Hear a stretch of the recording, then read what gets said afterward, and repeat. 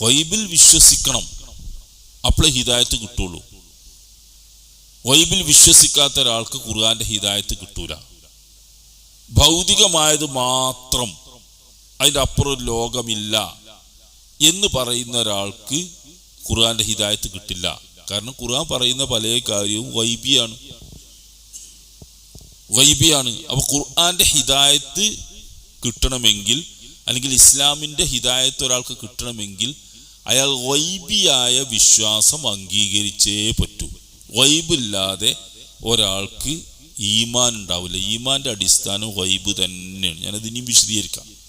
ഗൈബ് തന്നെയാണ്. ആ ഗൈബിലെ വിശ്വാസമാണ് ശരിക്കുള്ള വിശ്വാസം എന്ന് നമ്മൾ പറയുന്നത്. അല്ലാഹുവിലുള്ള വിശ്വാസം ഒന്നാമത്തെ ഗൈബിലുള്ള വിശ്വാസമാണ്. ഞാൻ ആയത്തിൽ തന്നെ പറഞ്ഞു ഒന്നൊരു കാര്യങ്ങൾ നമ്മൾ ഇപ്പോഴത്തെ ഒരു കാലഘട്ടം അനുസരിച്ച് പറയേണ്ടതുണ്ട്.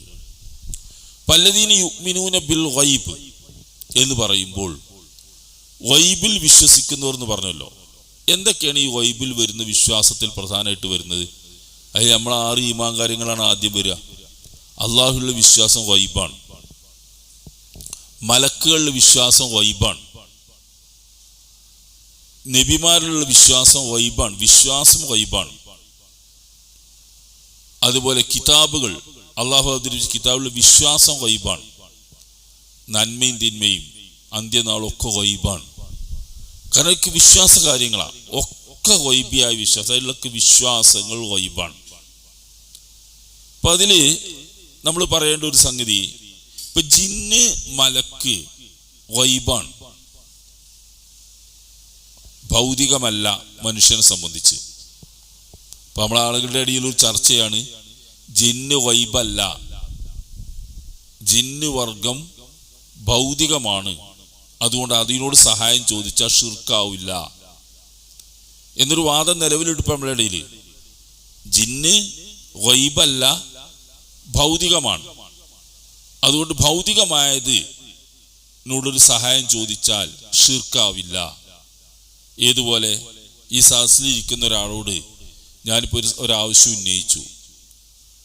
ആ ഉന്നയിച്ച ആവശ്യം അയാൾ ചെയ്തു തരുന്നു. ഒരു ഗ്ലാസ് വെള്ളം കൊണ്ടുപോവാ എന്ന് പറഞ്ഞാൽ അദ്ദേഹം എടുത്തു കൊണ്ടുവരും. അത് അയാൾക്ക് എന്നെ സഹായിക്കാൻ കഴിയും. ആ സഹായം അയാളോട് എനിക്ക് ചോദിക്കാം, അതിലൊരു പ്രശ്നവുമില്ല. അതേപോലെ ഭൗതികമാണ് ജിന്നും. ജിന്നുകളോട് ഷിർക്കല്ലാത്ത രീതിയിൽ ഇങ്ങനെ സഹായം ചോദിക്കാൻ കഴിയും എന്നൊരു വിശ്വാസം ഇപ്പോൾ നിലവിലുണ്ട്.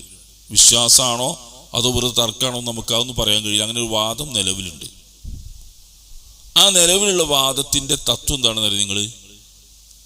ജിന്നു വർഗം ഗൈബല്ല, മലക്കുകൾ ഗൈബല്ല, അതേപോലെ ഇതൊന്നും ഗൈബല്ല എന്നാ, അതൊക്കെ ഭൗതികമാണെന്നാ.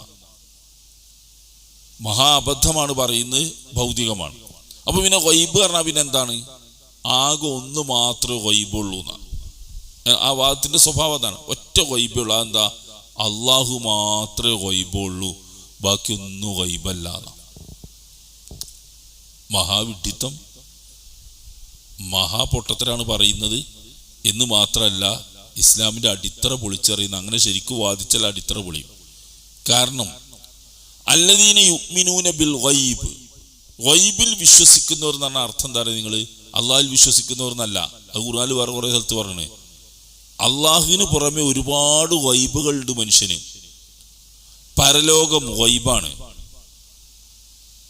അവിടുത്തെ രക്ഷാശിക്ഷകൾ ഗൈബാണ്, നരകം ഗൈബാണ്. ഇപ്പൊ നിങ്ങൾ നോക്ക്, ഖുർആനിൽ പറഞ്ഞ കുറെ പേരുകളുണ്ട്. ലൗഹുൽ മഹ്ഫൂദ്, ലൗഹുൽ മഹ്ഫൂദ് അള്ളാഹുവിന്റെ രേഖകൾ സൂക്ഷിക്കുന്ന ഫലകം എന്ന് നമുക്ക് പറയുവാണെങ്കിൽ, ആ പറഞ്ഞത് നമ്മൾക്കറിയില്ല, ഗൈബാണ്. അള്ളാഹു ഖുർആനിൽ പറഞ്ഞാണ്, അതുകൊണ്ട് നമ്മളത് അംഗീകരിക്കുന്നു. ഇപ്പൊ നരകത്തെ പറ്റി തന്നെ ഗൈബ്. ഞാൻ അതിൽ വളരുന്നൊരു മരത്തെ പറ്റി പറയുന്നുണ്ട്. ഷജറത്തു സഖൂം, ഖുർആൻ ഉപയോഗിച്ച പേരാണ് ഷജറത്തു സഖൂം. സഖൂം എന്ന് പറയുന്ന ഒരു മരമുണ്ട് നരകത്തിൽ. ത്വആമുൽ അസീം എന്ന് അതിനെ പറ്റി പറഞ്ഞു. പാപികളായ ആളുകളുടെ ഭക്ഷണമായിട്ടാണ് അത് വരിക എന്നാ. ഇപ്പൊ നിങ്ങൾ നോക്ക്, നമ്മൾ ആളുകളോടൊന്ന് പറഞ്ഞു നോക്കിയത്, നമ്മളിപ്പോ ഇതിന്റെ ആൾക്കാരാണല്ലോ, അല്ലാത്തവരോടൊന്ന് പറഞ്ഞു നോക്കി. നരകത്തിൽ ഒരു മരമുണ്ട്, അതിൻ്റെ പേര് ഷജറത്തു സഖൂം എന്നാണ്. അത് തിന്നാൻ ഭയങ്കര അപകടമാണ്, പ്രയാസമാണെന്നൊക്കെ പറഞ്ഞാൽ ആൾക്കാരെ നമ്മൾ പരിഹസിക്കും എന്ന് പറഞ്ഞാൽ അങ്ങാടി പോയെന്ന് പറഞ്ഞാൽ വൈക്കച്ചിങ്ങനെ പ്രസംഗിച്ചാൽ നരകത്തിന് സഖൂമുണ്ട് കേട്ടോ എല്ലാവരും വിശ്വസിച്ചോളെന്ന് പറഞ്ഞാൽ ഏതാ നിങ്ങൾ മറ്റുള്ള മാതിരി തന്നെയല്ലേ, നിങ്ങൾ പൊട്ടത്തരാണ് പറയുന്നത് അറിയും. അതിന് കാരണം അത് ഗൈബാണ്, അത് ഭൗതികമല്ല. അത് ഗൈബിൽ വിശ്വസിക്കുക എന്ന് പറഞ്ഞാൽ അത് വിശ്വസിക്കണം. ഇനി ബൈത്തുൽ മഅമൂർ, ഖുർആൻ ഉപയോഗിച്ച വാക്ക ബൈത്തുൽ മഅമൂർ. ബൈത്തുൽ മഅമൂർ എന്ന് പറഞ്ഞാൽ ഹദീസുകൾ അതിന് വന്നിട്ടുള്ള വിശദീകരണം, കഅബക്ക്, ഭൂമിയിലുള്ള കഅബക്ക് സമാനമായിട്ട് 7-ാം ആകാശത്തുള്ള ഒരു കഅബാലയത്തിന് സമാനമായൊരു വീട്. മലക്കുകൾ ഓരോ സമയം അവിടെ അങ്ങനെ കടന്നു പോയിക്കൊണ്ടേയിരിക്കുന്നു. 70,000 മലക്കുകൾ ഇങ്ങനെ കടന്നു പോയിക്കൊണ്ടേയിരിക്കുന്നു. ഒരിക്കൽ വന്നവര് പിന്നെ വരില്ല, അത്രയധികം മലക്കുകൾ അവിടെ ഇങ്ങനെ തവാഫ് ചെയ്ത് പോയിക്കൊണ്ടേയിരിക്കുന്നു. അതാണ് ബൈത്തുൽ മഅമൂർ എന്ന് പറയുന്നത്. ജനനിബിഡമായ വീട് എന്ന് അർത്ഥം പറയുവാണെങ്കിൽ, ജനസാന്ദ്രമായത് എന്നൊക്കെ.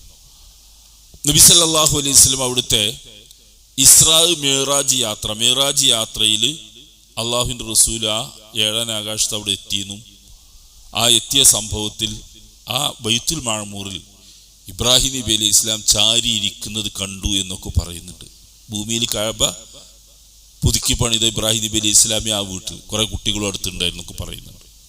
നമ്മൾ അങ്ങനെ തന്നെ വിശ്വസിക്കുന്നു, അത് ഒരു സംശയമില്ലാതെ വിശ്വസിക്കും. അതൊക്കെ ഉള്ളതാണ്, അങ്ങനെ റസൂല പറഞ്ഞൊക്കെ നേരാണെന്ന്.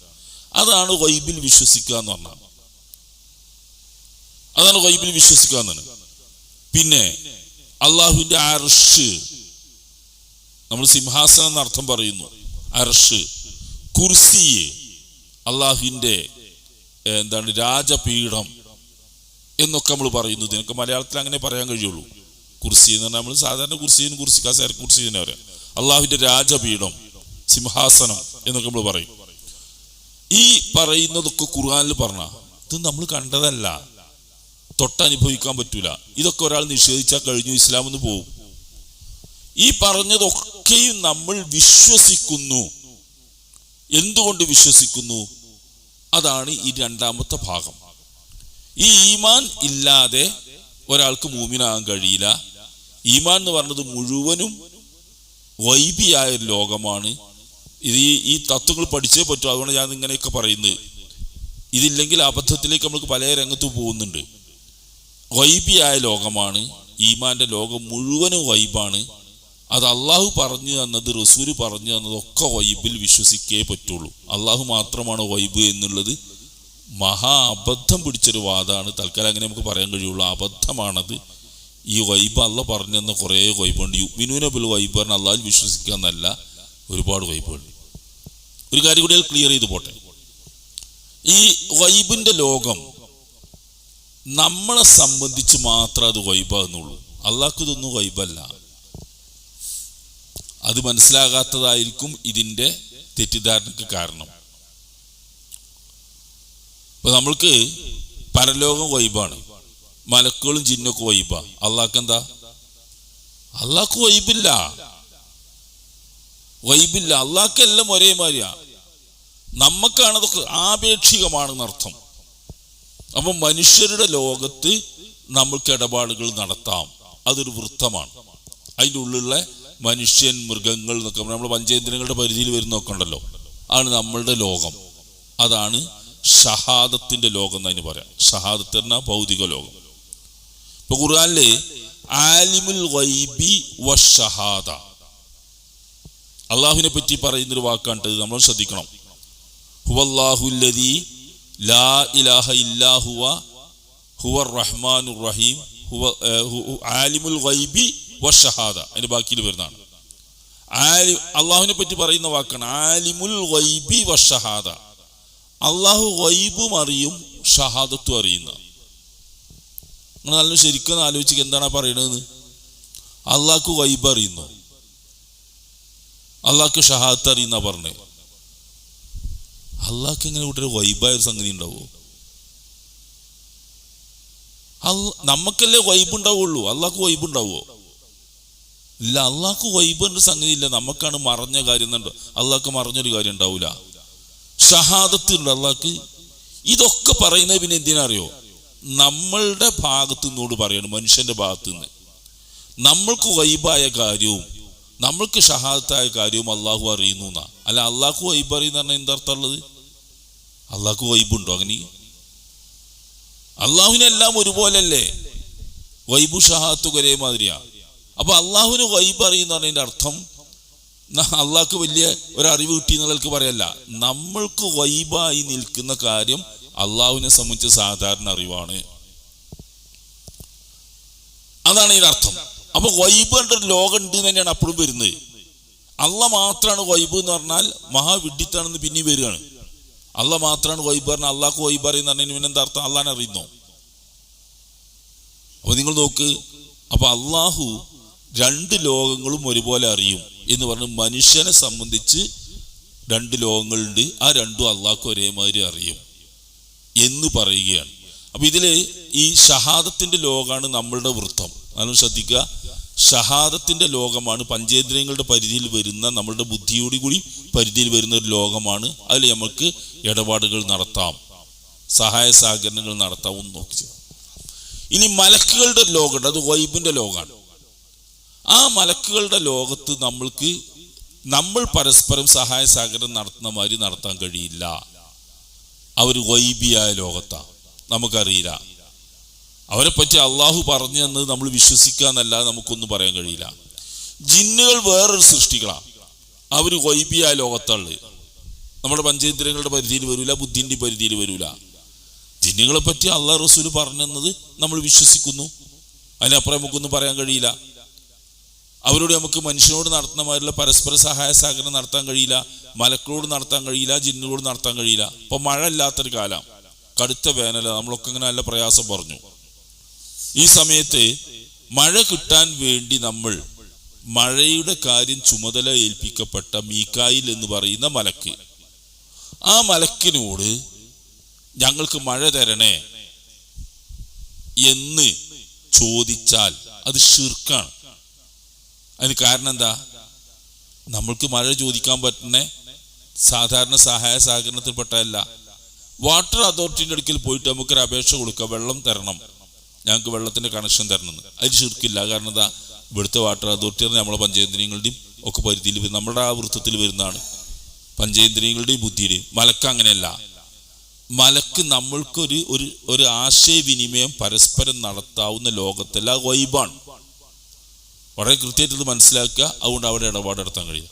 ജിന്നുവർഗവും അതേപോലെ നമ്മൾക്ക് പഞ്ചേന്ദ്രിയങ്ങൾ കൊണ്ട് വരുന്ന ബുദ്ധിയുടെയും പരിധിയിൽ വരുന്നതല്ല, അതിൻ്റെ അപ്പുറമുള്ള ലോകത്തുള്ളതാണ്. അവരിട്ട് നമുക്ക് അങ്ങനെ ഇടപാട് നടത്താൻ കഴിയില്ല. അവരോട് ചോദിക്കുക എന്ന് പറഞ്ഞാൽ ഗൈബിയായ ചോദ്യമാണ്.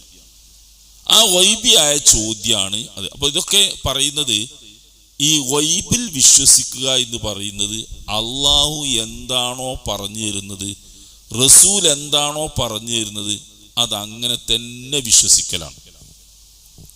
ആ വിശ്വാസത്തിന്റെ ഒരു ഭാഗം കൂടി പറയേണ്ടതുണ്ട്. ഇപ്പൊ ഗൈബിൽ നമ്മൾ പറഞ്ഞു വിശ്വസിക്കണം, അപ്പോഴാണ് ഈമാൻ ശരിയാകുന്നത്. അതാണ് ഈമാൻ, ഗൈബിലുള്ള വിശ്വാസമാണ് ഈമാൻ എന്ന് പറഞ്ഞത്. ഇനി നമ്മളുടെ ഇടയിൽ കുറെ വിശ്വാസങ്ങളുണ്ട്. ഇപ്പൊ ഇതിൻ്റെ ഇടയ്ക്ക് ഒരു ചർച്ച വന്നിരുന്നു ഒരു 5-6 മാസം മുമ്പ്, മിത്തും ഇതും റിയാലിറ്റിയും. ഓർമ്മയുണ്ടോ ആ ചർച്ച വന്നത്? ഹൈന്ദവരുടെ മിത്തുകളെ പറ്റി പറഞ്ഞ കുറെ കാര്യങ്ങൾ, അതൊന്നും റിയലല്ല, അടിസ്ഥാനപരമായി ശരിയല്ല എന്ന് പറഞ്ഞിട്ട് നമ്മുടെ RSS ചിന്താഗതിക്കാർ പ്രചരിപ്പിക്കുന്ന അവരുടെ ആളുകളൊക്കെ രാഷ്ട്രീയ താല്പര്യങ്ങൾക്കായിരിക്കും അങ്ങനെ കുറേ വിശ്വാസങ്ങൾ അവരിങ്ങനെ പറഞ്ഞിരുന്നു. ആ വിശ്വാസമൊക്കെ തെറ്റാന്ന് നമ്മൾ പറയുന്നു, അവർ ശരിയാന്ന് പറയുന്നു. എങ്ങനെ ഇതൊന്ന് വേർതിരിക്കുക? എങ്ങനെയാണ് ഇത് വേർതിരിക്കുക? ഇപ്പോ നമ്മൾ കുറെ മലക്കുകളെ വിശ്വസിക്കുന്നു, ജിന്നുകളെ വിശ്വസിക്കുന്നു, സ്വർഗ നരകങ്ങളെ അനുഭവങ്ങളൊക്കെ വിശ്വസിക്കുന്നു ഉണ്ട് എന്ന് പറഞ്ഞു. അത് പറയാം ഒക്കെ പൊട്ടത്തരാന്ന് വേറൊക്കെ പറയാം, അന്ധവിശ്വാസം എന്ന് പറയാം. ഇവിടുത്തെ ഹിന്ദുക്കൾക്ക് ഒരുപാട് വിശ്വാസങ്ങളുണ്ട്. എന്തെല്ലാം വിശ്വാസം അറിയങ്ങൾ? കേരളം ഉണ്ടായത് മറ്റേ ഇയാൾ മഴ എറിഞ്ഞാണെന്നൊരു വിശ്വാസമാണ്. അവരുടെ ദൈവങ്ങളെ പറ്റിയുള്ള പല വിശ്വാസങ്ങളുണ്ട്. നമുക്ക് ഇങ്ങനെ പറയാൻ തന്നെ പറ്റില്ല. ആ ജാതി വിശ്വാസങ്ങളൊക്കെ അവർ കൊണ്ടുനടക്കുന്നത് അതൊക്കെ തെറ്റാന്ന് നമ്മൾ പറയുന്നത്. എന്താ ഇപ്പോൾ തമ്മിലുള്ള വ്യത്യാസം? നമ്മളത് ശരി, ഓലത് തെറ്റുമല്ല. എങ്ങനെ? രണ്ടും വിശ്വാസം തന്നെ. എങ്ങനെ അത് വേർതിരിക്കും? ഇതൊരു അടിസ്ഥാന വിഷയമാണ്. എങ്ങനെ വേർതിരിക്കും ഇത് ശരി അത് തെറ്റെന്ന്? അപ്പൊ അതിന്റെ പ്രശ്നം എന്താ നിങ്ങൾ? അതാണ് നമ്മൾ നേരത്തെ പറഞ്ഞത്. ഈ അഭൗതികമായ പഞ്ചേന്ദ്രിയങ്ങൾക്കും ബുദ്ധിക്കും ഒക്കെ അപ്പുറമുള്ള ഈ ലോകത്തെ പറ്റി അറിയുന്ന ഒരാളേ ഉള്ളൂ, ഒരൊറ്റ ആളേ ഉള്ളൂ. അത് അള്ളാഹുവാണ്. ആലിമുൽ ഗൈബി വശഹാദ. ആ അള്ളാഹു അറിയിച്ചു തരുന്നത് മാത്രമേ ആ വിഷയത്തിൽ ശരി ഉണ്ടാവുള്ളൂ, സത്യം ഉണ്ടാവുള്ളൂ. നല്ല ശ്രദ്ധിക്കുക. അഭൗതിക ലോകത്തെ പറ്റി, ഗൈബിയായ ലോകത്തെ പറ്റി അതിൻ്റെ ഉടമസ്ഥനും അതറിയുന്നവനും അള്ളാഹു മാത്രമാണ്. വേറെ ആർക്കും അറിയില്ല, ആർക്കും അറിയില്ല. ആർക്കൊക്കെ അറിയില്ല? അള്ളാഹുവിൻ്റെ ഏറ്റവും അടുത്ത മുഖറബുകളായ മലക്കുകൾക്കറിയില്ല, നബിമാർക്കറിയില്ല, ജിന്നുകൾക്കറിയില്ല. ആർക്കും ഒരു തരിമ്പും ആ ഗൈബിയ ലോകത്തെ പറ്റി അറിയില്ല. ആകെ അറിയുന്നവൻ അള്ളാഹു മാത്രം. ഇനി നമുക്ക് എങ്ങനെ അറിവ് കിട്ടുന്നത്? ആ അള്ളാഹു മലക്കുകൾ മുഖേന റസൂൽമാർക്ക് അറിയിച്ചു കൊടുക്കും. ആ റസൂൽമാർ ഉദാഹരണമായിട്ട് മുഹമ്മദ് നബി സ്വല്ലല്ലാഹു അറിയിച്ചു കൊടുക്കും. നബി സല്ലല്ലാഹു അലൈഹി വസല്ലം നമ്മൾക്കത് പറഞ്ഞു തരും. അപ്പൊ നമ്മളതാണ് സമ്മതിക്കുന്നു, വിശ്വസിക്കുന്നു. അപ്പൊ വിശ്വാസത്തിന്റെ ശരി തെറ്റ് തീരുമാനിക്കൽ എങ്ങനെ അറിയോ?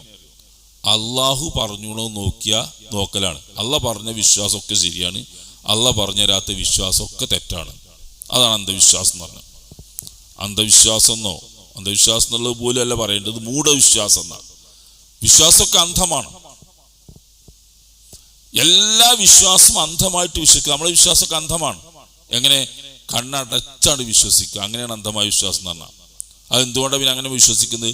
അള്ളാഹ് പറഞ്ഞാണ്, നമുക്കറിയില്ല, അള്ളാഹാണ് പറയുന്നത്. അപ്പോൾ ഉള്ളത് തന്നെ. എന്നാ ആ വിശ്വാസം അല്ലാത്തവർ പറഞ്ഞാലോ അബദ്ധമാണ്. അതിനാണ് മൂഢവിശ്വാസം എന്ന് നമ്മൾ പറയുന്നത്. ഉദാഹരണങ്ങൾ 3 വിഭാഗം ആളുകൾ റസൂൽ പറഞ്ഞിട്ടുണ്ട്. കാഹിന്, അറാഫ്, മുനജ്ജിം. 3 വിഭാഗം ആളുകളുണ്ട്. കാഹിൻ എന്ന് പറഞ്ഞാൽ നിനക്ക് നമ്മൾ പറയുന്നതൊക്കെ ജ്യോത്സ്യന്മാരെന്ന് ഒറ്റ വാക്ക് പറയും. ഒന്ന് ജ്യോത്സ്യൻ, ഒന്ന് കണക്ക് നോക്കുന്നവൻ, ഒന്ന് നക്ഷത്രങ്ങളെയും ഗോളങ്ങളെയൊക്കെ നിരീക്ഷിച്ച് പറയുന്ന ആള്, ജ്യോതിഷത്തിന്റെ ആൾക്കാർ. 3 വിഭാഗം ആളുകൾ. ഈ 3 വിഭാഗം ആളുകളെ പറ്റി റസൂൽ പറഞ്ഞു, മൻ അത അറാഫൻ ഔ കാഹിനൻ വഫി റിവായ ഔ മുനജ്ജിമൻ ഫഖദ് കഫറ ബിമാ ഉൻസില അലാ മുഹമ്മദിൻ സല്ലല്ലാഹു അലൈഹി വസല്ലം. ആരെങ്കിലും ഒരു കാഹിനെയോ ഒരു അറാഫിനെയോ ഒരു മുനജ്ജിമിനെയോ സമീപിച്ചുകൊണ്ട് അയാൾ പറയുന്നത് വിശ്വസിച്ചാൽ മുഹമ്മദ് നബി സല്ലല്ലാഹു അലൈഹി വസല്ലമക്ക് അവതരിപ്പിച്ചതിൽ അയാൾ അവിശ്വസിച്ചിരിക്കുന്നു. അഥവാ ഖുർആനിൽ അവിശ്വസിച്ചിരിക്കുന്നു, അല്ലെങ്കിൽ നബിയിലൂടെ കിട്ടിയ സന്ദേശത്തിൽ, ആ സന്ദേശത്തിൽ അവിശ്വസിച്ചിരിക്കുന്നു. എന്താ അത് പറയാൻ കാരണം എന്ന് അറിയങ്ങള്? ഈ 3 ആൾക്കുള്ള പണി എന്താ അറിയോ? ഇത് നബിന്റെ കാലത്തുള്ള പേരാണ്. അതേ പേരിൽ ഇന്നും അറബ് ലോകത്തുണ്ടാവാം, ഇവിടെ നമ്മുടെ നാട്ടിൽ വേറെ പേരൊക്കെ ഉണ്ടാവും, മലയാള പേരുണ്ടാവും. എന്താ ആൾക്കാർക്കുള്ള പണി? ഇതിലൊന്ന് അറാഫ് കാഹിന. അതിൽ അറാഫ് ഭാവി കാര്യങ്ങൾ പറയുന്ന ആളാണ് അറാഫ്. കാഹിൻ എന്ന് പറഞ്ഞാൽ നഷ്ടപ്പെട്ട സാധനങ്ങളൊക്കെ കണ്ടുപിടിച്ചത്. ഇത് അങ്ങോട്ടും ഇങ്ങോട്ടൊക്കെ മാറി പറയും, ഒക്കെ വരാം. രണ്ടാൾക്ക് 2 ജോലി അങ്ങോട്ടും ഇങ്ങോട്ടൊക്കെ ഉണ്ടാവും. നഷ്ടപ്പെട്ട സാധനങ്ങൾ കണ്ടുപിടിച്ചു തരുന്ന ആള്. മുനജ്ജിം എന്ന് പറഞ്ഞാൽ നക്ഷത്രങ്ങളുടെയും ഗോളങ്ങളുടെയും ഒക്കെ ചലനങ്ങൾ നിരീക്ഷിച്ച്, ജ്യോതിഷം എന്ന് പറഞ്ഞാൽ ഇതിനാണ്. അവരെന്ത് ചെയ്യും? നമ്മളുടെ ഭാവി പറയും. നമ്മളെ ജാതകം എഴുതുന്ന ആളുകൾ മുസ്ലിങ്ങളുടെ ഇടയിൽ ഉണ്ടായിരുന്നു. അത് ഇപ്പൊ ഉണ്ടോന്ന് അറിയില്ല, എടുത്തു പോയിട്ടുണ്ട് കുറേയൊക്കെ. മുസ്ലിങ്ങൾ ചെയ്തിരുന്നു ഒക്കെ. ഹൈന്ദവരുടെ ഇടയിൽ ജാതകം എഴുതും. ജാതകം എഴുതുന്നത് എങ്ങനെ? ജാതകം എന്ന് പറഞ്ഞാൽ ജനിച്ചത് എഴുതുക. ജനിച്ചത് അവരെന്താ ചെയ്യുന്നത്? ജനിച്ച സമയം, അതിൻ്റെ നാഴികയും വിനാഴികയും ഒക്കെ കണക്ക് കൂട്ടി കൃത്യം എഴുതി വെച്ചിട്ട് ഇത്തരം ആളുകളെ സമീപിക്കും. അവിടെ പോയി പറഞ്ഞു കൊടുക്കും. അപ്പോൾ അവരിങ്ങനെ കള്ളിയും കളമൊക്കെ വരച്ച് കുറെ ചിത്രങ്ങൾ അങ്ങോട്ടും ഇങ്ങോട്ടൊക്കെ വരച്ചിങ്ങനെ ഒരു കണക്കുണ്ട്. എന്നിട്ട് ഈ ആളുടെ ആയുസ് ഇത്ര മാസമാണ്, 80 വർഷം ജീവിക്കും, 75 വർഷം ജീവിക്കും, 91 വർഷം ജീവിക്കും എന്നൊക്കെ, വർഷമല്ല അതെ ജീവിക്കും എന്നൊക്കെ പറഞ്ഞിട്ട് ഇങ്ങനെ പറയും. ഇങ്ങോട്ട് അയാളുടെ ഭാവി പറയും, ഓരോന്ന് പറയും. ഒക്കെ ജാതകം ഒക്കെ എഴുതി വെച്ചിട്ടുണ്ടാവും. ഇതൊക്കെ അടിസ്ഥാനമാക്കുന്ന എന്താ അറിയോ? നക്ഷത്രങ്ങൾ നോക്കിയിട്ടാണ്. ചില നക്ഷത്രങ്ങളുടെ ഓരോ നക്ഷത്രങ്ങൾക്കും ഇവരിങ്ങനെ ലക്ഷണങ്ങൾ എഴുതി വെച്ചിട്ടുണ്ട്. ചില നക്ഷത്രങ്ങളിലും ജനിച്ച വിവാഹം നടക്കില്ല എന്നാണ് ഹിന്ദുക്കളുടെ ഇടയിൽ. എൻ്റെ നക്ഷത്രത്തിന്റെ പേരിന് ഓർമ്മല്ല, മറ്റേ രാശിയിൽ ജനിച്ചാന്ന് പറയലുണ്ടല്ലോ, അതിൽ ജനിച്ചാൽ വിവാഹം ഉണ്ടാവില്ല, കൊണ്ടു നടക്കും, അങ്ങനെ കല്യാണം കഴിക്കാതെ. ഒരുപാട് നക്ഷത്രം, ആയില്യം നാള് അത് നല്ല നാളാണ്. പിന്നെ നക്ഷത്രം എല്ലാം ശുഭമായി നിൽക്കുന്നതാണ്. എൻ്റെ മോൻ ഇന്ന നക്ഷത്രത്തിൽ ജനിക്കണം എന്നൊക്കെ പ്രാർത്ഥിക്കും. എന്ന് പറഞ്ഞാൽ ഇതൊക്കെ ഈ നക്ഷത്രങ്ങളുടെയും ഗോളങ്ങളുടെയും ചലനങ്ങളൊക്കെ നിരീക്ഷിച്ച് അതിനെ കാണും പെണ്ണുമായി തിരിച്ച് നപുംസകങ്ങളായി തിരിച്ച് അവർക്ക് ജോലികൾ നിശ്ചയിച്ചു കൊടുത്ത് അതൊക്കെ ദുനിയാവിലുള്ള മനുഷ്യന്മാരുടെ ജീവിതമായിട്ട് ബന്ധപ്പെടുത്തി രാശിയൊക്കെ നോക്കി കൃത്യം നോക്കിയിട്ട് പറയുക. ഈ പറയുന്ന സംഗതി ഒരാൾ വിശ്വസിച്ചാൽ, വെറുതെ പറയാൻ ഇതൊന്നും അല്ല, വെറുതെ പറയുന്ന ഇതിൽ വിശ്വസിച്ചാൽ അള്ളാഹിന്റെ റസൂലിനെ ഇറക്കിയതിൽ വിശ്വസിച്ചു എന്നാ. അപ്പൊ ഇതൊക്കെ സംഭവം എന്താ പറയുക? ഈ 3 വിഭാഗം ആളുകളും വിശ്വാസം വൈബിയായ കാര്യങ്ങൾ പറയുന്നു എന്നുള്ളതാണ്. അപ്പൊ നമ്മൾ പറയുന്നത് അതൊക്കെ തെറ്റാണെന്ന്. എന്താ തെറ്റാൻ കാരണം? ഇവർക്ക് ആർക്കും വൈബ് അറിയില്ല എന്നുള്ള, ഇവർക്ക് ആർക്കും വൈബ് അറിയില്ല. അതുകൊണ്ട് നമ്മൾ കഫറ ബിമാ ഉൻസില അലാ മുഹമ്മദ് ബിക്കർ എങ്ങനെ അവിശ്വസിച്ചു പറഞ്ഞല്ലോ. ഇവർക്ക് ആർക്കും വൈബ് അറിയില്ല, ആർക്കും വൈബ് അറിയില്ല. പിന്നെ നമ്മൾ വിശ്വസിക്കുന്നുണ്ടല്ലോ നരകത്തിൽ മരമുണ്ട്, ബൈത്തുൽ മഅ്മൂറുണ്ട് എന്നൊക്കെ നമ്മൾ വിശ്വസിക്കുന്നുണ്ടല്ലോ. ഇന്ദഹ ജന്നത്തുൽ മഅ്വ, അതിൻ്റെ അടുത്താണ് സ്വർഗം എന്നൊക്കെ പറയുന്നുണ്ടല്ലോ. ഇതൊക്കെ ഖുർആനിൽ നിങ്ങൾ എന്തിനാ വിശ്വസിക്കുന്നത്? അതൊക്കെ ശരിയാണ്. എന്തുകൊണ്ട്? അത് അറിയുന്ന അള്ളാഹു പറഞ്ഞതുകൊണ്ട്. മറ്റതോ വൈബിന്റെ തരിമ്പ് അറിയാത്ത ആൾക്കാർ വെറുതെ ഊഹം ഇങ്ങനെ അടിച്ചു വിടുകയാണ്. അതുകൊണ്ട് അബദ്ധമാണ്. വിശ്വസിച്ചാൽ ഇതിനെതിരുള്ള വിശ്വാസമാണ്, ഇസ്ലാമിൽ നിന്നാണ് പുറത്തു പോകുന്നത്. ഇതാണ് വിശ്വാസത്തിന്റെ അടിസ്ഥാനം. വിശ്വാസം ഇവിടെ ലോകത്ത് ഒരു കണക്കുമില്ലാതെ കൊണ്ടുനടക്കുന്ന ആൾക്കാരാണ്.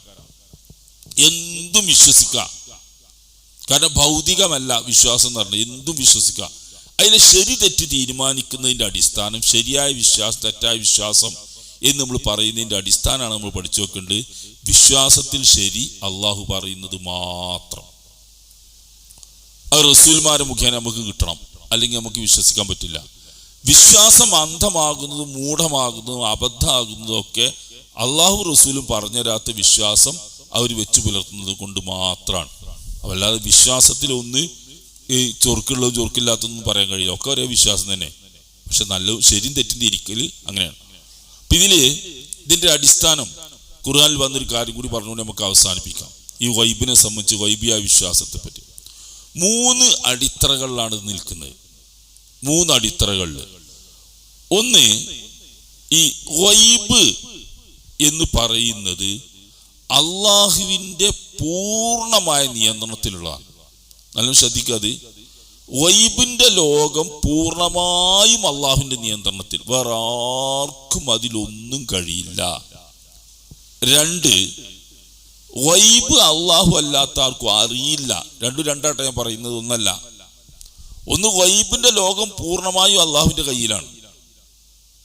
2, വൈബിയായ അറിവ് അള്ളാഹ്ക്ക് മാത്രമേ ഉള്ളൂ, അതിനെപ്പറ്റി അറിയലും അള്ളാഹ്ക്ക് മാത്രമേ ഉള്ളൂ. 3-മത്തത്, അള്ളാഹ് അറിയിച്ചെന്ന വൈബ് മാത്രമേ നമുക്ക് കിട്ടുള്ളൂ, വേറൊരു വൈബ് നമുക്ക് കിട്ടൂല. വലില്ലാഹി വൈബുസ് സമാവാതി വൽ അർള് വഇലൈഹി യുർജഉൽ അംറു കുല്ലുഹു ഫഅബ്ദുഹു വതവക്കൽ അലൈഹി വമാ റബ്ബുക ബിഗാഫിലിൻ അമ്മാ തഅമലൂൻ. എന്തായി പറയുന്നു നോക്കുക. വലില്ലാഹി വൈബുസ് സമാവാതി വൽ അർള്, ആകാശങ്ങളുടെയും ഭൂമിയുടെയും വൈബ് അള്ളാഹുവിന് മാത്രമാണ്. അള്ളാഹു അറിയുന്നല്ല പറഞ്ഞു, അള്ളാഹുവിന്റെ അടുക്കലാണെന്ന്. ആകാശഭൂമികളുടെ വൈബൊക്കെ അള്ളാഹിന്റെ അടുക്കലാണ്. അപ്പൊ വൈബുണ്ട് ആകാശങ്ങളിലും ഭൂമികളിലൊക്കെ. ഈ വൈബിന്റെ ലോകം പറയില്ല. എങ്ങനെയറിയാം നിങ്ങൾ? ഷഹാദത്തിന്റെ ലോകം, ഭൗതിക പ്രപഞ്ചത്തിന്റെ ലോകം വളരെ കുറച്ചേ ഉള്ളൂ. വൈബിന്റെ ലോകം കണക്കറ്റതാ. കണക്കറ്റ് പറഞ്ഞാൽ ഒരു കയ്യും കണക്കൂല, അത്ര വൈബുണ്ട്. അതിൽ കുറച്ചൊക്കെ നമുക്ക് അള്ളാഹ് അറിയിച്ചതിന് നമ്മൾ അറിയും. അത്രയാണ് അള്ളാഹുവിൻ്റെ അറിവിൻ്റെ.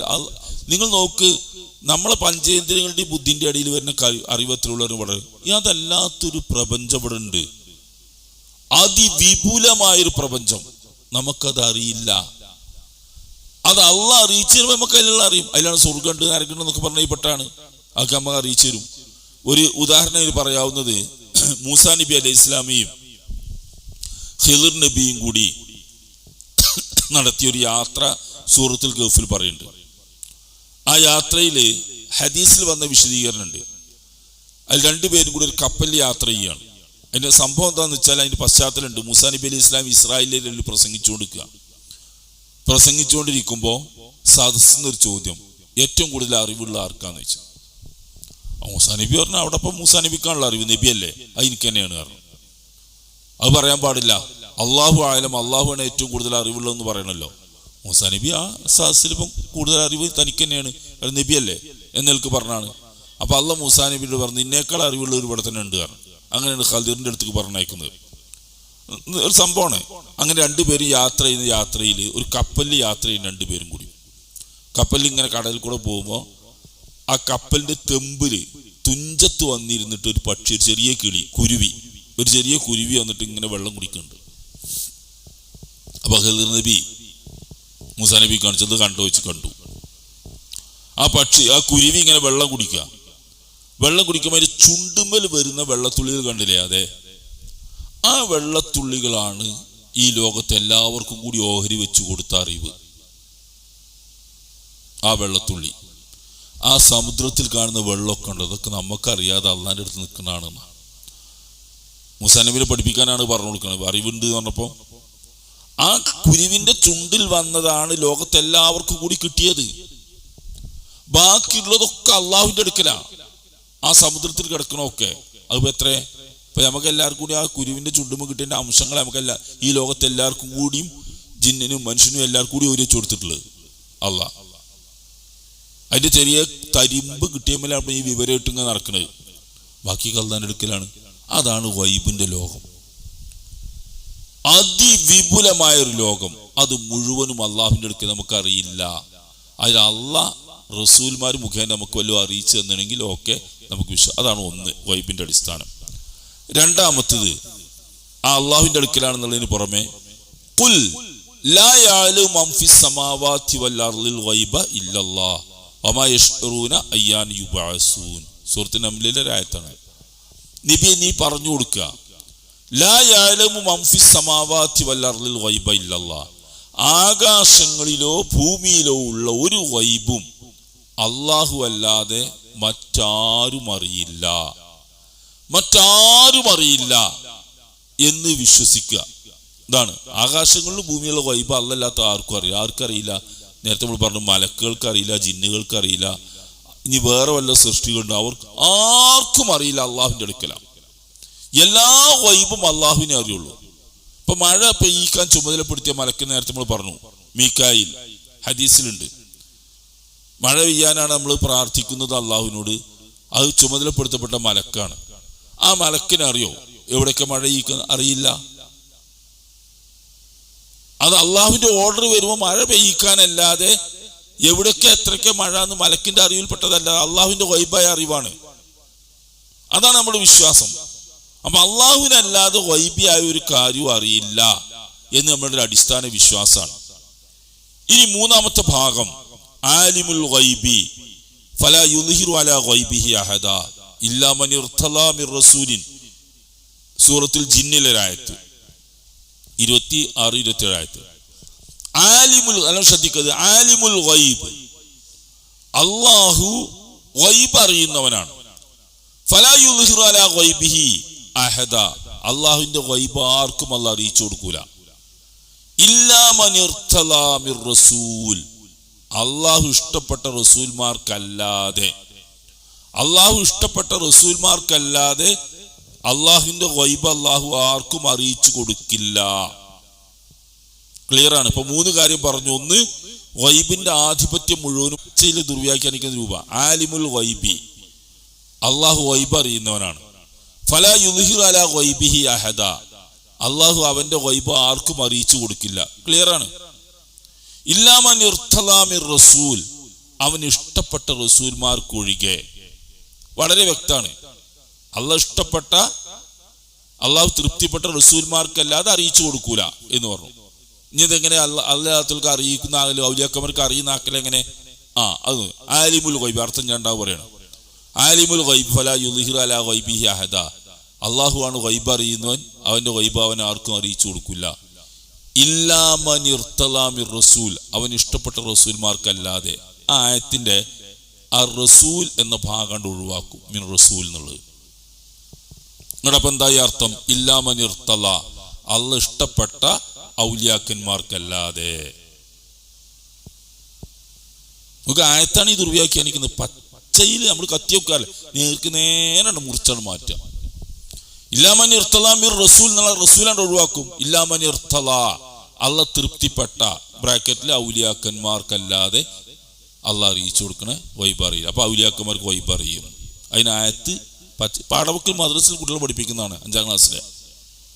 ഇപ്പൊ മാറ്റിയോണ്ടല്ല, മാറ്റാൻ സാധ്യത അല്ല, മാറ്റിയ അവരുടെ അടിസ്ഥാനം പൊടിയില്ലേ ഗൈബിനെ പറ്റി. അപ്പൊ അത് അള്ളാഹു അല്ലാത്ത ആർക്കും ഗൈബ് അറിയില്ല. അള്ളാഹ് ഇഷ്ടപ്പെട്ട റസൂൽമാർക്ക് അറിയിച്ചു കൊടുത്താൽ അതറിയും.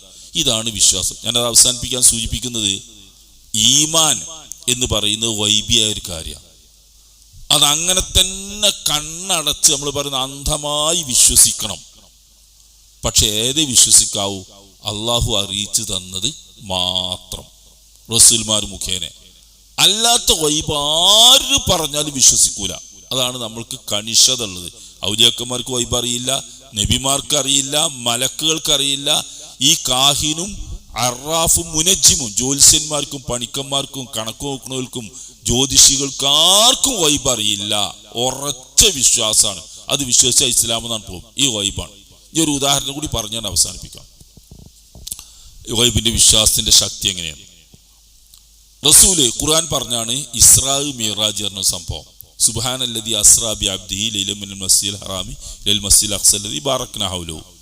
സൂറത്തുൽ ഇസ്രായിൽ ആദ്യത്തെ ആയത്ത്. ആശയം, ഒരു രാത്രിയിൽ അള്ളാഹുവിന്റെ റസൂലിനെ അള്ളാഹു ബൈത്തുൽ മുഖദ്ദസിലേക്ക്, ഇപ്പോഴത്തെ ഷാം സിറിയ, ബൈത്തുൽ മുഖദ്ദസ് ഖുദ്സ് എല്ലാവർക്കും അറിയാലോ, അവിടേക്ക് കൊണ്ടുപോയി. മിഅ്റാജ് സൂറത്ത് നജ്മിൽ സൂചിപ്പിച്ച് പറയുന്നുണ്ട്, ഹദീസിൽ വിശദമായിട്ട് വന്നിട്ടുണ്ട്. അവിടുന്ന് അങ്ങോട്ട് 7 ആകാശവും കടത്തി തിരിച്ചു വന്നു റസൂല്. ബൈത്തുൽ മുഖദ്ദസിൽ പഴയ നബിമാർക്ക് ഇമാമായി നമസ്കരിച്ചു.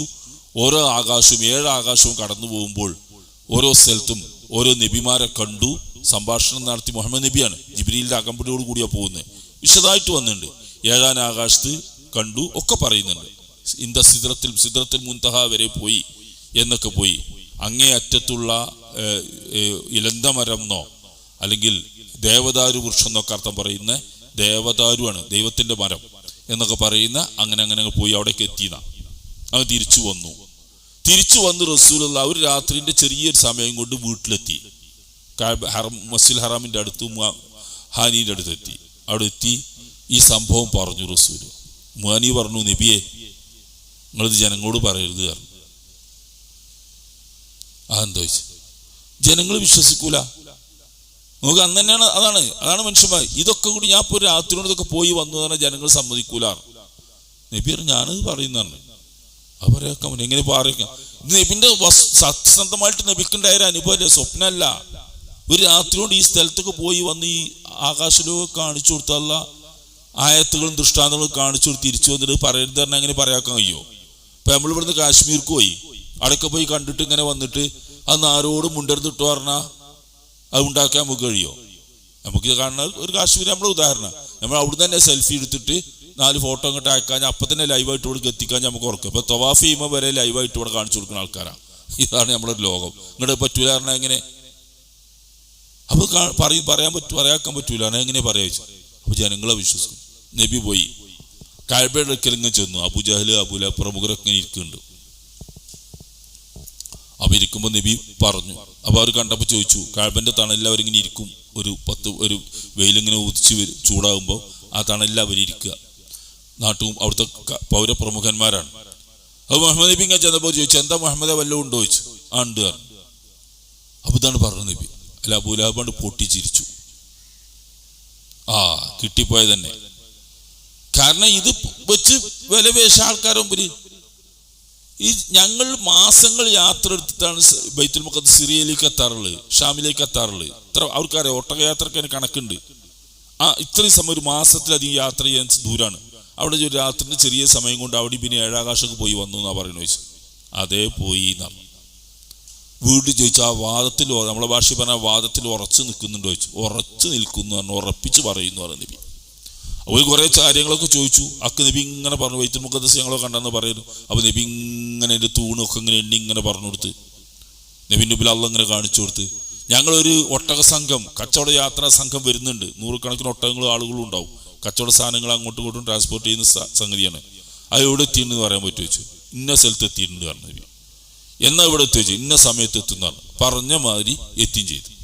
ഇതൊക്കെ അപ്പൊ ഇവരിതൊക്കെ അള്ളാഹു വഹയ്യ് മുഖേന റസൂലിനെ അല്ല, നബിക്ക് ഇത് കണ്ണുകൊണ്ട് കാണാൻ കഴിയില്ല. അങ്ങനത്തെ ഒരു സംഗതി നബിക്കില്ല. അപ്പൊ റസൂൽ സല്ലല്ലാഹു അലൈഹി വസല്ലം ഇത് പറഞ്ഞപ്പോ അബൂലഹബ് എന്ത് ചെയ്തു പറയുന്നത്, ഇത് മുതലെടുക്കാൻ തീരുമാനിച്ചു. ആൾക്കാരോട് പറഞ്ഞാൽ അവിശ്വസിക്കുമല്ലോ. ചില ആളുകളൊക്കെ കുറച്ചൊക്കെ അവിശ്വാസം കാണിക്കുകയും ചെയ്തു. നേരിട്ട് അബൂബക്കറിന്റെ അടുത്ത് വന്നു. അബൂബക്കറിന്റെ അടുത്ത് ചെന്നിട്ട് പറഞ്ഞു, നബിന്റെ കൂട്ടുകാരൻ അതാണല്ലോ, പറഞ്ഞതാ നിന്റെ കൂട്ടുകാരൻ ഇപ്പോഴിത് അങ്ങനെയൊക്കെ പറയാൻ തുടങ്ങി, എന്താ എൻ്റെ അഭിപ്രായം എന്ന് വെച്ചു. അപ്പൊ അബൂബക്കറിന് പിന്മാറിയാൽ കഴിഞ്ഞല്ലോ കഥ, ഏറ്റവും അടുത്ത ആളാണ്, ബാക്കിയൊക്കെ പോരുമല്ലോ പറഞ്ഞു. അതിൽ അബൂബക്കറിനെ ചോദിച്ചു, എന്താ സംഭവം എന്ന് ചോദിച്ചു.